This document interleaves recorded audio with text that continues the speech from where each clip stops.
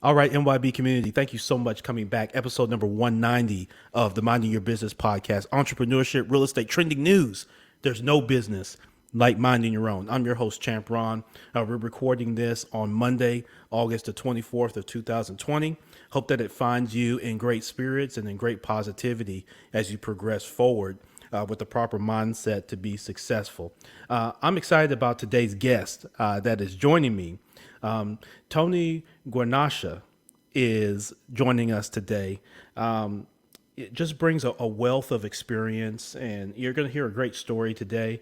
We're going to learn about democratizing marketing. We're going to learn today about things that we all, as business owners or aspiring business owners, should be doing that possibly we're not doing.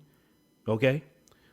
Because there's some things we got to be, and we've used this term MYB, adaptability, and agile, being able to quickly pivot. We've used these terms, but what does that really mean? And what are some things that we all should be doing again to help us be successful as we go through? Because we don't have the crystal ball to know when we're going to get. We don't know when the virus is just going to magically go away, because it won't. Man versus virus has been going on since the beginning of time.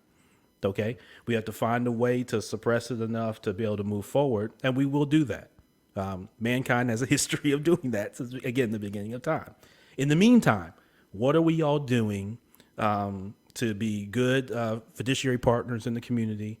What are we doing to help drive our own personal economics? And how are we being best resources to our clients and to our customers and prospects? So Tony, man, thank you so much, man, for taking time out of your busy schedule. We were talking a little bit offline. I know you've had an interesting Monday morning already to start. And so, Yes. to say the least. And so thank you, man. I really appreciate it. Thank you. Yeah, it's a real pleasure to be here.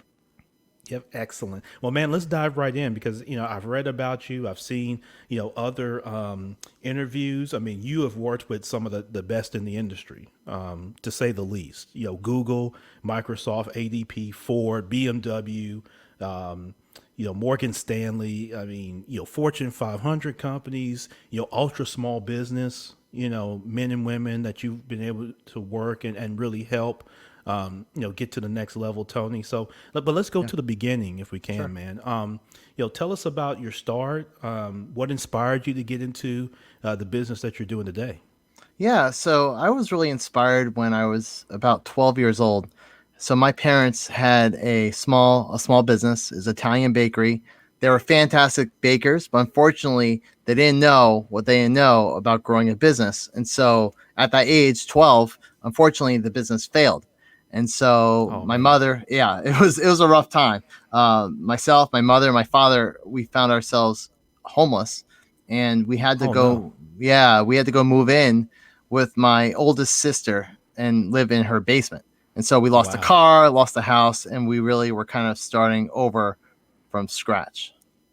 Yeah. So we went from there, and fast forward years later, we rebounded. I have a very resilient family, and I find myself pretty resilient as well. So we bounced back, and I went to college to study entrepreneurship. And looking back and kind of self-reflecting, I'm realizing it was really to redeem the past.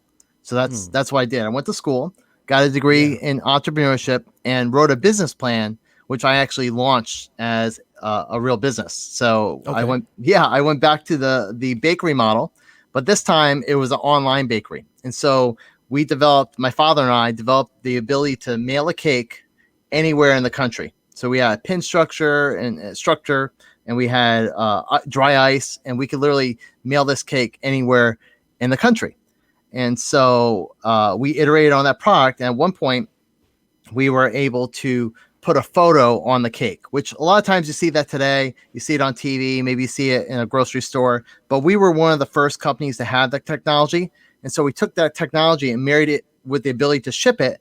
And because of that, we won Best New Product at the New York Incentive Show, and ultimately ended up getting celebrity clients. Like, we made a cake for Jennifer Lopez, one for Jay-Z. We Wow. did cakes for IBM, pharmaceutical companies. It was crazy. And so I had kind of a second birth in this. We were able to kind of reinvent ourselves and grow it. But here's the thing I learned. even with all my schooling, there were certain things I didn't know that I didn't know. And unbelievably, even with the PR and the celebrities and the SEO, we were on the top of the search engines for everything. Right. That business failed. And so, Wow. yeah, it was a real shocker. I can tell you Even with why. no calls to J Lo or the Jay Z Yeah, there's about only so much I could do at the time. Yeah. So it was sad, it was different back then though, right, because right. what happened was this time it wasn't my parents that, failed. It was really me. And I found Mm, myself 28 years old, newly married. I just got married and we had a baby on the way soon. And so right. here I So you am. get married in college. Well, Was that no, it was after or college, just a few that's years after after college? college. Okay, Yeah, the gotcha, business was going. And gotcha. literally, my wife was with me when we went and won that trade show. And when we had so she was there kind of for the Right. pinnacle and Yeah. then the quick descent. So, yeah, poor Oh thing. man. Yeah. Oh man, that's tough. That's Yeah. tough. So that Yeah, was but rough. yeah, but obviously she endured through that, and so so you've experienced hardship, obviously, Yeah. and some tough times, Yeah. to say the least, Tony. I Yeah. mean, obviously you're not silver spoon guy, No. by every No. means of the No. word. You've gone through tough times. So how did that shape where you are? Because I mean, you've had these Yeah. failures, right? Yeah. You experienced it at a very kind of impressionable age, Yeah. at 12, 12. where you've got friends, you've got buddies. I mean, you're old enough to know what's going on. It wasn't like you were 12 months, you were 12 years old.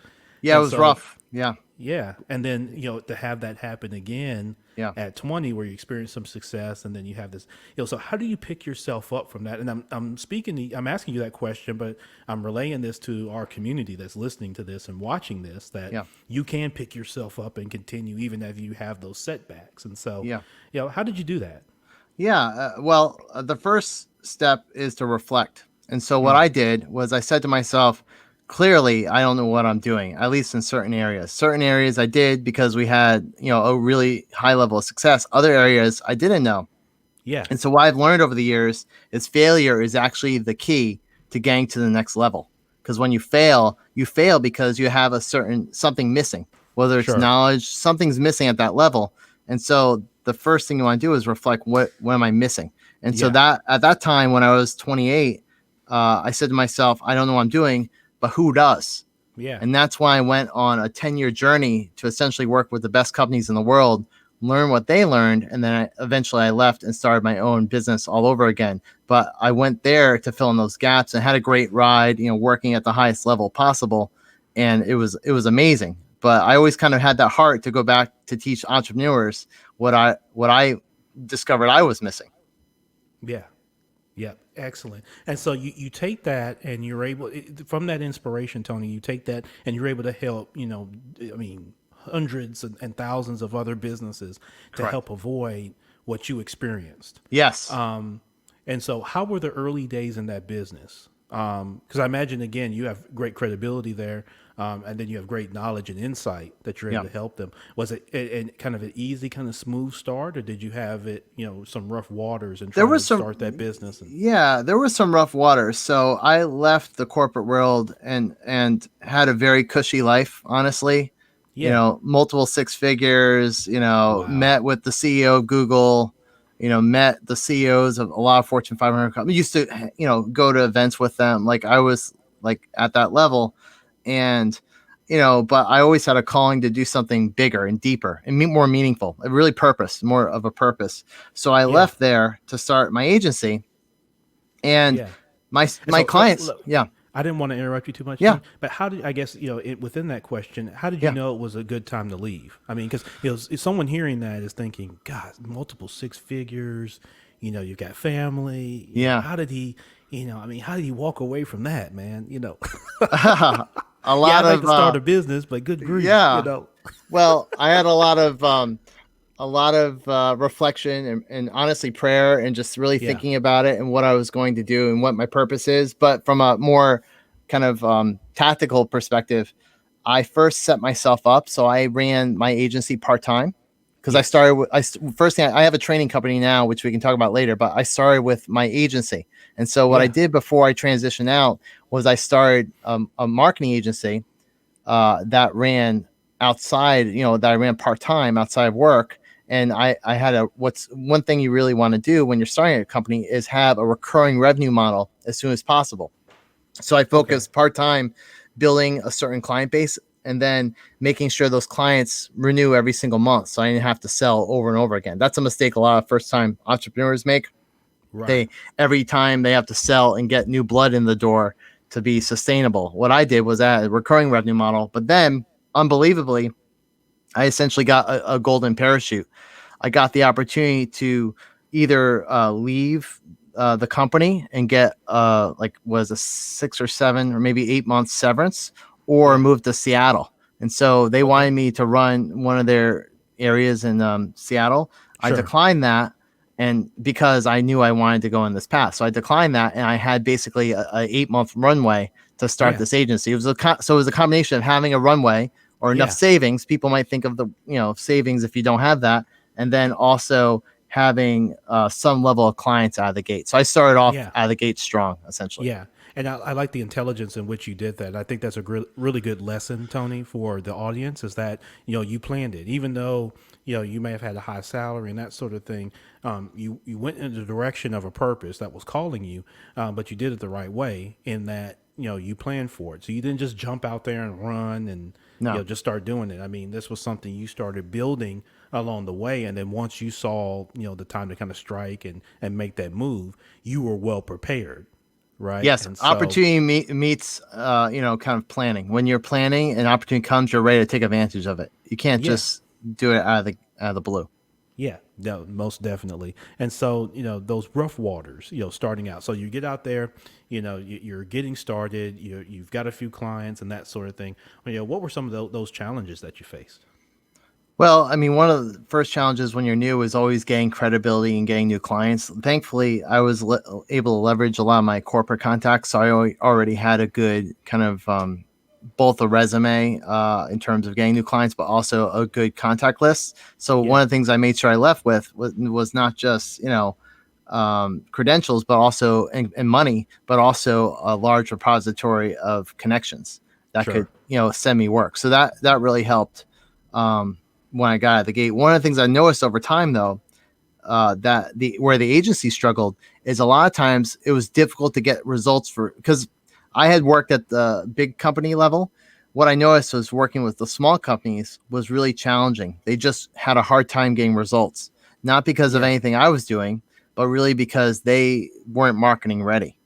They were yeah, not, and that's kind of what position me for where I am today with a training consulting, because I know most small businesses, especially first time entrepreneurs, don't have the foundation they need to actually grow in the future. I'm not talking about ability to fulfill and scale, but really they don't have, and we'll talk about this, I'm sure, but they don't have the foundations of a value proposition. They don't know specifically who they want to serve and why. And all those things were missing. And so great marketing can accelerate your success. But if you don't have that success or that foundation on the foundation, marketing isn't going to do much. And so right. that's where I really realized that's the biggest opportunity to actually help small businesses, is to help them fill in those gaps of where they're missing that knowledge.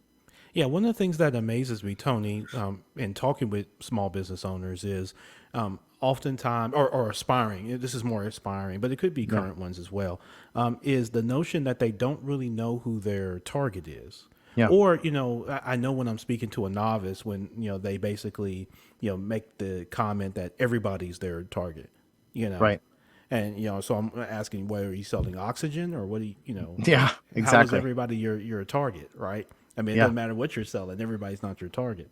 Correct. So I guess how do you help people overcome things like that? Not under, because like you said, I mean, you can spend all the money on marketing you want, but if you don't know who your ideal person that you want to do business with is, and you're not able to articulate who that person, that individual is, then it's going to be difficult for any marketing professionals, whether it's yourself or anybody else, to help you reach and connect with that very audience. And I think a lot of small business owners chase their tail with that, and then Yeah. they get frustrated. Is that excuse me, something that you see a good bit A lot. in talking with Even, owners? yeah, especially even bigger companies. It's amazing how many haven't defined that, but eventually they're going to hit a wall. So you might be able to get to six figures or maybe, close to 7, but they Yeah. most of the time they hit a wall and can't really get over 7. If in Yeah. fact they get that far. Most don't even get to 6 figures, honestly, if they don't figure that Right. out. But Yeah. the ones that are savvy enough and really kind of put their nose to the grindstone can kind of Yeah. grit it out. But I don't know about you. I don't want to have a business where I have to grind things out constantly. Like I'd rather have Right. it come to me and be Right. easy. Exactly. So that's the brute force attempt. So those folks will get there, but it'll be very painful and they can't get much further. The smart ones are going to define exactly what they want out of the gate, and then that's going to help them actually accelerate their growth in the longer term. Well, Yeah. and one of the things I've learned is you have to slow down to speed up. A Yes. lot of times we want to just kind of get out there and just do it, which is okay. But the problem is it's not sustainable. You're going to run into problems, and when you go faster, a lot of times you get stuck at a certain point that you hadn't anticipated. Where if you planned out in the first place, you're going to be more successful in the long run. Yeah, no doubt about it. Tony Guarnaccia is our guest today here on episode 190 of the Minding Your Business podcast. Tony, so let's get into today's time. Obviously, Yeah. and we alluded to it a little bit earlier in terms of the pandemic and everything that business owners are facing. From your perspective, what are some things that business owners are not doing right now that they should be doing? Yeah, I think you said it earlier is you have to adapt. And so there's really two kinds of businesses out there. And we unfortunately run into these all the time. There's the head in the sand type entrepreneurs or business owners that just want to pretend everything's the same as it was before and let's just keep it going, and then, eventually they're going to hit a wall and get stuck Mm-hmm. or unfortunately go out of business. And then there's the other businesses that are adapting, or of course the fancy word is pivoting. They're going to something else. And Right. so no matter where you're at, you want to really consider that and say, am I in the right business for where things are today and where they're going in the future? Yeah, definitely. And if you determine that you're not, obviously, if you are, then you kind of know that pathway. But if you determine that you're not in the right business, I mean, Yeah. listen, it's without, you're not speaking out of school here, you know, um, restaurant owners and, I mean, there are certain industries that have been hit by this and, obviously some have bit the bullet. You don't know what it's going to be once this starts to subside. Yeah, if you determine that you're not in the right business, what's the thought there that you should be Yeah. looking at? No, it's a great question. One of the things I teach, and that I actually have a whole book devoted to and a manifesto, which we can talk about later, Yeah. is the results loop. And so the results loop is the system I created for growing any business at any stage in any circumstance. So it applies to a company that wants to scale as much as it applies to a company that's in crisis or wants to just kind of break through a barrier. And the process is the same. And it looks at really 6 factors that drive growth, no matter when. And so factor number 1 we hit on is looking at your markets. So Yeah. who are you serving? Factor number 2 is looking at the products and services you're providing that market. Factor number 3 is your value proposition, which is why someone would buy from you those products and services in that market as Yeah. opposed to anyone else or do nothing else. And then the other factors 4, 5, and 6 are really about how you grow your revenue from those markets and products and services, which is get more buyers, increase the value of those buyers, and finally drive more loyalty from those buyers. Yeah. But to answer your question, where you would start is at the beginning of the loop, which is your market. So the Mm-hmm. first thing you want to say is, am I in the right market for today, and where the market from a different sense, where the market is moving to. Yeah. So am I serving the right buyers, the right customers, the right clients, the right patients, etc., for the current environment, current market, and where it's going in the future? That's the Sure. first question. Yeah, no doubt about it. To go along with that, Tony, obviously, businesses and having to, pivot and having to adapt and even consider the type of market that they're in to determine even moving forward. In all those cases, there are a lot of businesses that are having employees work from home, Yeah. right? And I think a lot of people that are listening to this many have had to transition and they're working from home, whether they're business owners or whether they're in the workforce or they're doing a little bit of both. What are some things that we should know about, or some tips, that, businesses should incorporate in that type of transition, that transition from the office space to having remote workers? Yes, great question. So fortunately, I started that pivot before the pandemic hit. So I Yeah. went virtual back in October, not Okay. because I had any foresight, but because I thought that was a good business move. And it turned out I was very right. Yeah, I was gonna say you're right on the nick of time. Right on the uh, nick of time. but the key is when you're transitioning from being offline to online is you don't have the same kind of communication. So, there's no water cooler moment, so to speak. You're not in the same environment. And so what you want to do is make sure you're over communicating. Yeah. So, for instance, with my team, I communicate in the morning every day, sometimes in the afternoon, and throughout the day, I'll call and see how everyone's doing individually or collectively. And Yeah. so, the first thing you want to do is increase your communication and also your transparency, especially at a time like this. Right. People want to know what's happening, where it's going, even if it's good, bad, or ugly. You want to communicate. And one of our core values, I mean, a good thing for a business as you're growing it and getting it started is really to have your core values defined. One of Yeah. ours revolves around transparency. So we have it built into our DNA already. But even if you don't, you want to make sure you're communicating more and you're communicating in a transparent manner. Yeah, no doubt about it. Yeah, definitely great tips for us to take, Tony, as whether we have employees or whether we're the employee or just as a individual business owner, just to understand that.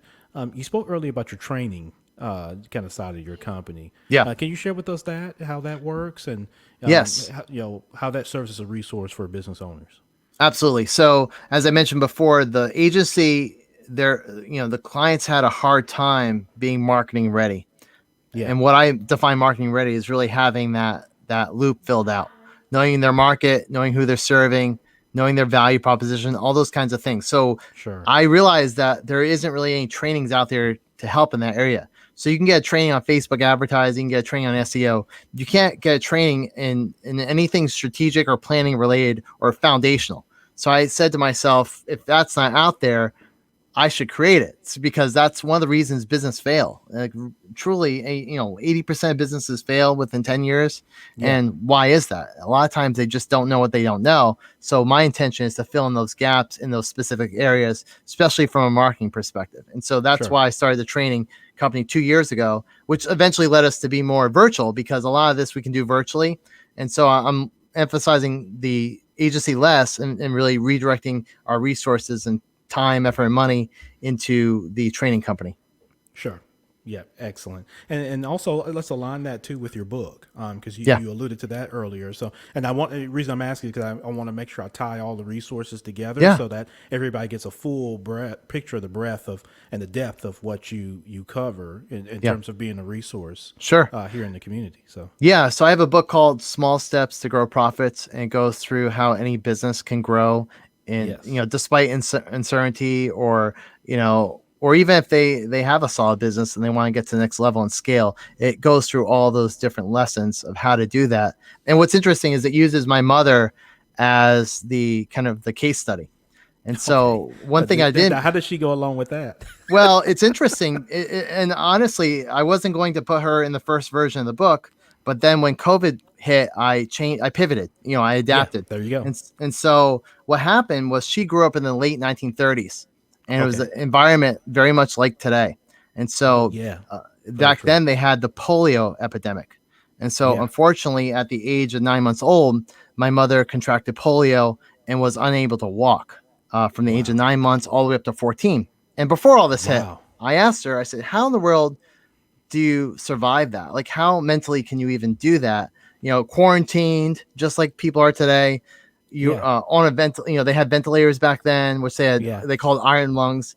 And so, I mean, talk about a model of resilience and just the kind of the whole paradigm of how that worked. And so basically what I learned is if you want to accomplish anything great or even anything small, the best way to do it is to break it down into small pieces. And so Yeah. that was kind of the inspiration because that same lesson applies to business as it does in life, which is to take small steps. But it's not just taking the small steps, Yeah. it's taking them in a specific way.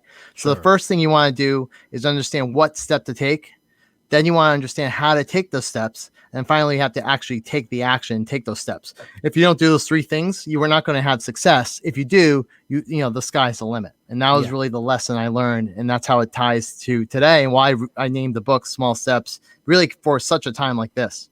Yeah, absolutely. Yeah, and that's tremendous. And so the book can be picked up from where, Tony? Is that smallstepsgrowthprofits.com? Yeah, Would that be yeah? smallstepsgrowprofits.com. You can pre-order the book. And then if Awesome. I put the best parts of the book into a manifesto that I'm giving away for free because I Yeah. really want people to know this information because it's really sad how many businesses suffer. Yeah. And that's available at smallstepsmanifesto.com.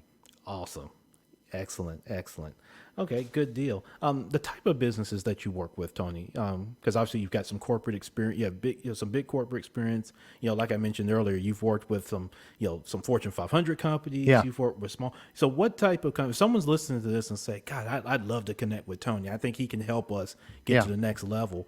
Is there a certain size business that you look for, or a certain industry, or is it fairly kind of open and maybe contingent Yeah. on the owner? Or Yeah, it's a great question. So I serve businesses in three categories. So I because what's interesting, as much as we said don't serve everybody, this system actually does work for everybody. But I chose to work with three distinct kinds of people. Those people that are ready to scale and get to a next level, whether it's going from 5 figures to six to seven, 7 to 8.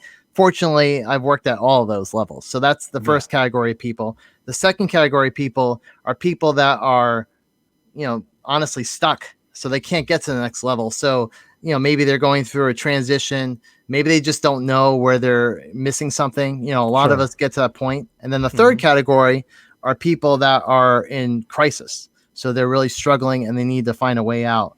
And the way I serve those people is depending on the kind of business you work with in my three companies. Yeah. So if it's someone that's looking to scale and they have more resources, then my agency Big Fish Results is the best resource. If it's someone that wants to get unstuck, that's where Hmm. my coaching comes in play, which is called the Results Club. And finally, if it's someone small, because my heart is really, I always say my heart is with the small guys, but my wallet's with the bigger ones. Yeah. And so I give away honestly a lot of the stuff I know. That's good. All right. so I like so that. so for the small guys, that's where my training company comes into play. So a lot of these courses are Yeah. available for under $1,000, some as little as $50. And so Wow. it's really to help them. And if you really are stuck and you have nothing to work with, you can at least get a book for like $9 or whatever. So I try to give something for everybody where they have something to go to. So the small company is Small Steps Grow Profits for the little guys. The Yeah. medium size where they want help from me personally, Results Club. And then for the concierge service for bigger companies, that's my agency. Yeah. Excellent. Excellent. And I love that those tiers that you have set up. I think that's a great lesson for us as business owners is as you kind of expand, you've got, essentially you've got a resource for just about everybody at every level, Yeah, depending on what level that they are. But you still, even though you said it's for everybody, you still qualified them as, the areas that they have to have, they want to correct. grow and scale and do so. So that's kind of your target, kind of area. Yes. And so And I think that's a great lesson for all of us. yeah, and the marketing and the actual messaging is specific to those markets when you get to that website. So even though I serve all those markets within those categories, it's very specific. And that's what the big Sure. greatest brands do. So if you look at, for instance, Old Right. Navy, Gap, Banana Republic, it's all the same company, but they segment it at different tiers and they have different offerings at each of those levels. So it's a very common practice, especially with bigger companies, to really be very specific with who they're targeting, but then serve other slices of the market, but just under different branding. Yeah. Excellent. Excellent. Tony, let me ask you a fun question. Sure. Because we gotten some great insight from you and great, kind of, best practices and things like that already. Yeah, I love the response I get from a lot of my guests on this question. If I were to show up and bring you $100 million cash, all right, no strings attached, no anything, I just say, hey, I'm feeling benevolent today, Tony, here you go, $100 million cash. Yeah, what would you do with it and why? The first thing that came to mind, honestly, I don't know why this, but would be to give it away in the right areas.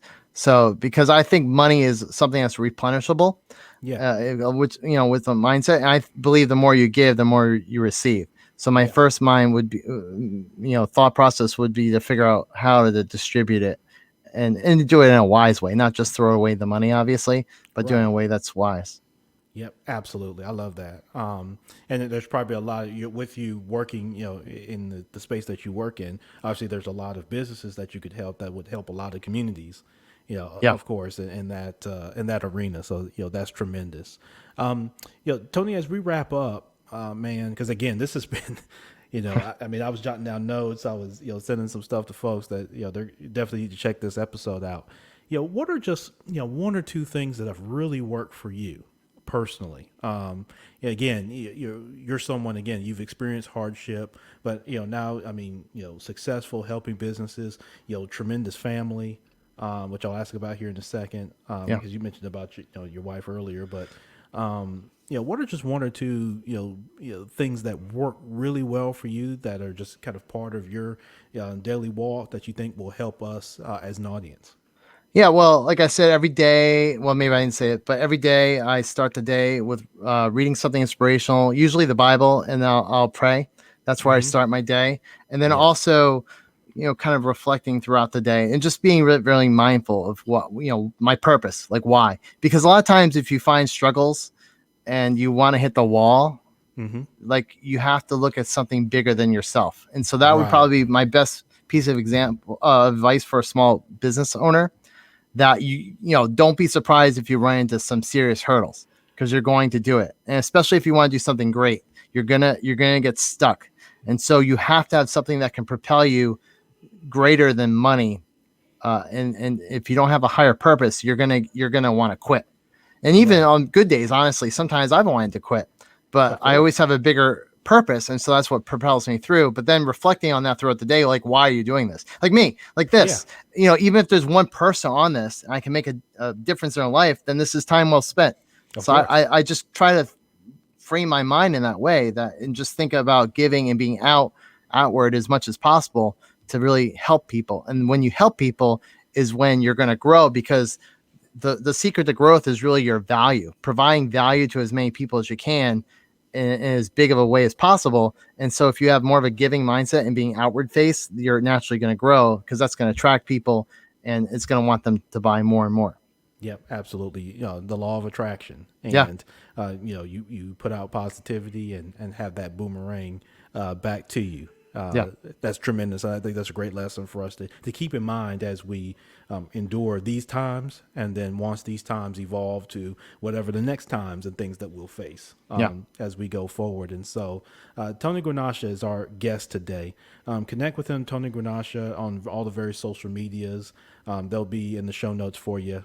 So just look in the show notes and you'll see all the ways to connect with Tony. If you do reach out and connect with Tony, which I encourage you to do, him and his team, let him know that you heard him right here on the Minding Your Business podcast. Is podcasting in the future for you, Tony? I think Actually, it'd yes. be Actually, great. I am working on doing a podcast, and I think I want to really tell people's inspirational stories of resilience, kind of going off that same theme we talked about. Yeah, absolutely. Well, definitely keep me in the loop with that as you look to launch that. Would Will love I do. could be a resource if needed. But once you do launch that, we'd love to be able to support that here Oh, at thank the you. Minding Your Business podcast. And so we'd love to have you come back on as you launch it to Yeah, be able to share it. And I appreciate that. want to make sure that our community adds it to their repertoire. So anytime we can Awesome. give tools in the tool belt, it's kind of like Batman. He Yeah. almost kind of has unlimited tools in his tool belt. Yeah, He has a tool for exactly. everything, right? Exactly. And so the more that we can do that for our audience, that's just the more value we give Of course. to people. And so, that's tremendous. Last thing, Tony, Yeah. the importance of family. Yeah. You spoke about your wife being there with you in those early days and Yeah. even some of those early struggles. How important is family for you? It's really central. I mean, that was one of the reasons I started my own company as well, because when I was in the corporate world, I was traveling a lot. I didn't even know what time zone I was in sometimes. I would be calling people, I know getting that the wrong feeling. time zone, and calling someone at 5 when I thought it was 8, and that craziness. And Yeah. and and what's interesting is when I left, we actually found out we had twins on the way. And Right. so I said, there's no way we were going to be able to pull this off unless I'm around more. And so that's why, that in conjunction with everything else we talked about, that's when I decided to kind of take that step and go off on my own. But family is Yeah. definitely one of my big motivators, because now, you know, if I need to take the kids to school, if I want to spend more time with them, put them to bed, you know, go somewhere randomly during the afternoon or whatever, which is a little harder now with COVID, but still, you Sure. know, that family time is very important. And so that's one of the biggest benefits of having your own business. Yep, no doubt about it. Yep, that flexibility and that freedom within your schedule Yeah. is definitely important. So, Tony, listen, man, I can't thank you enough for taking Yeah. time out for sharing with this community and sharing with me, quite frankly, some things that I'm taking away that I can apply, and that's always the point of this particular podcast. So, Yeah. thank you so much. Best wishes to you and your Thank you. family. Thank you so Um, much.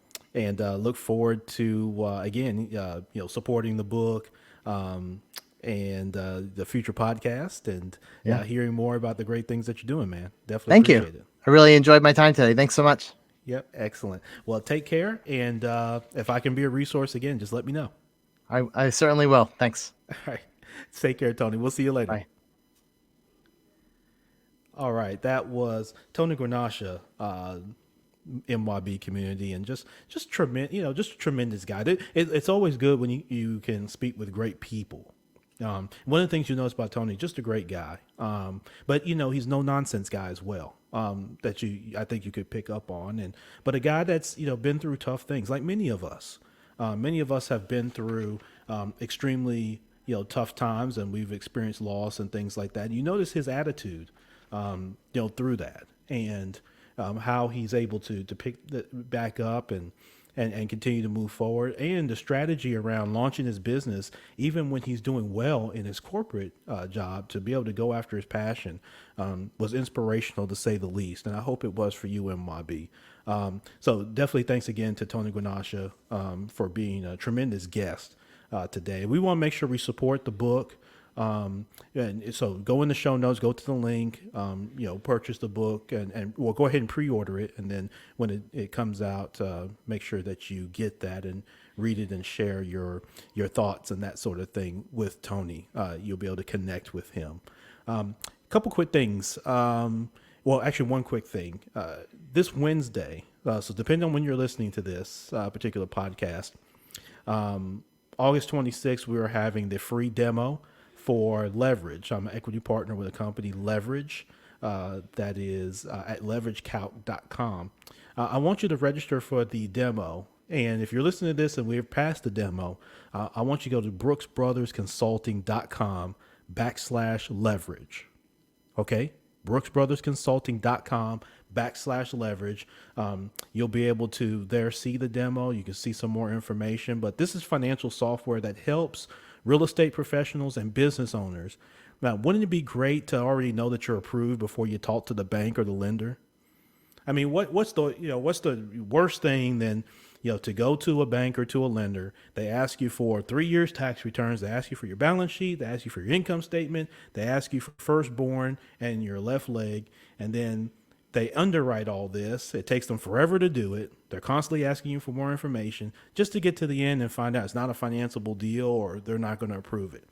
And nothing's worse than wasting time with banks and lenders. And let me tell you, as a former banker, I'll tell you, it's a waste of time all the way around, right? So wouldn't it be great if you came with a report that you already knew based on your lender or bank's underwriting criteria that you were approved? That is tremendous. So you can leverage cloud-based software. That's what's provided at Leverage, and it's a great value for you as you're doing deals. Whether you're purchasing commercial real estate, you need cash for your business, a line of credit, term loan, you're purchasing an asset. It's great to do the analysis on the front end in a streamlined fashion, and then produce a report right there for your bank or lender that they already know, and you already know whether your deal is financeable or not, and whether you will be approved or should be approved or not. It also helps you with negotiating deals. So it lets you communicate with your seller if you're a buyer.